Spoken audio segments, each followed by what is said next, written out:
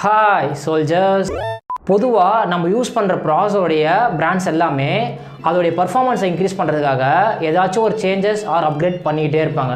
அது மாதிரி மோஸ்ட்டாக எல்லா ஜென்ரேஷன் அண்ட் சீரீஸ்லையுமே ப்ராசஸரில் இருக்கிற அந்த டிரான்சிஸ்டர்ஸ்க்கு நடுவில் இருக்கிற கேப்பை கம்மி பண்ணியும் பர்ஃபார்மன்ஸை இன்க்ரீஸ் பண்ணுவாங்க. இதை ஏன் கம்மி பண்ணுறாங்க, இதை கம்மி பண்ணுறதால ப்ராசஸோடைய பர்ஃபார்மன்ஸ் எப்படி இன்க்ரீஸ் ஆகுது அப்படின்றத பார்க்கலாம் சோல்ஜர்ஸ். இது ஏன் கம்மி பண்ணுறாங்கன்னு தெரிஞ்சுக்கிறதுக்கு முன்னாடி ஃபஸ்ட்டு டிரான்சிஸ்டர்ஸ்னால் என்னென்னு புரிஞ்சுக்கணும் சோல்ஜர்ஸ்.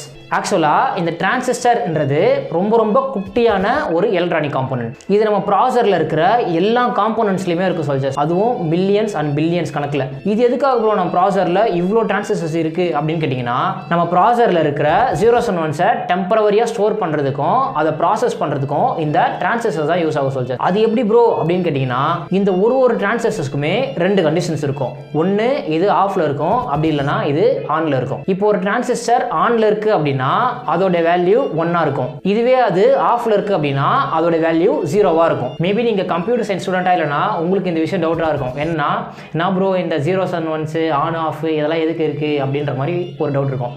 ஸோ இதை நீங்க புரிஞ்சுக்கணும் அப்படின்னா ஃபர்ஸ்ட் உங்களுக்கு பைனரி வேல்யூஸ்னா என்னன்னு புரியணும் சொல்லுங்க.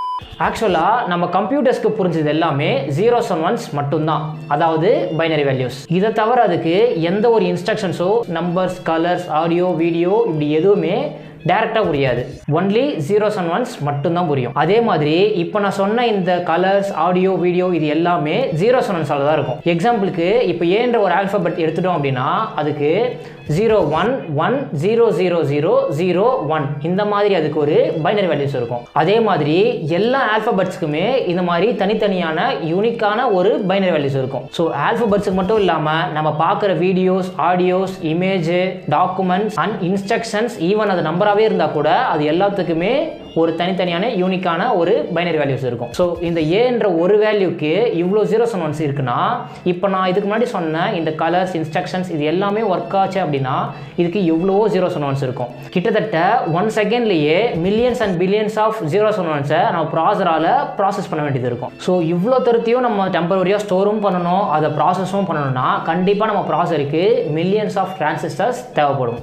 ஸோ இதனால தான் ஒரு ஜென்ரேஷன்லையும் நம்ம ப்ராசரில் இருக்கிற டிரான்சிஸ்டர்ஸை மேக்ஸிமம் இன்க்ரீஸ் பண்ணிகிட்டே இருப்பாங்க. ஏன்னா இதுக்கு முன்னாடி சொன்ன மாதிரி நம்ம கிட்ட அதிகமான டிரான்சிஸ்டர்ஸ் இருந்தால் தான் நம்மளால் அதிகமான டேட்டாஸை டெம்பரவரியாக ஸ்டோரும் பண்ணிக்க முடியும், அதை ப்ராசஸும் பண்ணிக்க முடியும். அதனால நம்ம பர்ஃபார்மன்ஸும் இன்க்ரீஸ் ஆகும். சரி, ஓகே ப்ரோ, இப்போ டிரான்சிஸ்டர்ஸை அதிகமாக்கணும்னு சொன்னதுக்கும் அப்போ நம்ம நானோமீட்டர்ஸை கம்மி பண்ணணும்னு சொன்னதுக்கும் என்ன சம்மந்தம் அப்படின்னு கேட்டிங்கன்னா, என்னன்னா நம்ம அதிகமான டிரான்சிஸ்டர்ஸ் நம்ம ப்ராசரில் வைக்கணும் அப்படின்னா நமக்கு அதிகமான ஸ்பேஸ் தேவைப்படும்.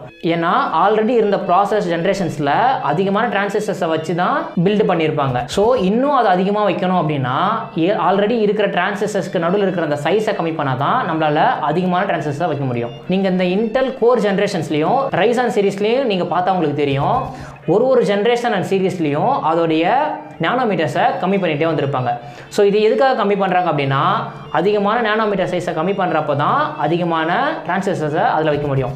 ஸோ இந்த டிரான்சிஸ்டர்ஸ்க்கு நடுவில் இருக்கிற கேப்னு சொன்னேன் இல்லையா, அதுதான் வந்துட்டு நானோமீட்டரோட சைஸு. ஸோ இந்த சைஸை கம்மி பண்ணுறப்போ தான் நம்மளால் இன்னும் அதிகமான டிரான்சிஸ்டர்ஸை அதில் வைக்க முடியும். ஸோ அதிகமான டிரான்சிஸ்டர்ஸை வைக்க முடிஞ்சால் தான் நம்மளுக்கு பர்ஃபார்மன்ஸும் பெட்டராக இருக்கும். ஸோ இதை தான் நான் சொல்லணும்னு நினச்சேன். இதை எந்த அளவுக்கு நான் புரிய வச்சுருக்கேன்னு எனக்கு புரியல அப்படின்னா இதை நீங்கள் கமெண்ட்ஸில் புரியலன்னு சொல்லுங்கள். நான் என்னுடைய கண்டென்ட்டோடைய குவாலிட்டியை இல்லைனா ஸ்கிரிப்ட் ரைட்டிங்கை நான் கொஞ்சம் பெட்டர் பண்ணிக்கிறதுக்கு இது எனக்கு ஹெல்ப்ஃபுல்லாக இருக்கும். சரி, ஓகே சோல்ஜர்ஸ், உங்களை அடுத்த வீடியோவில் பார்க்குறேன். அது வரைக்கும் பாய்.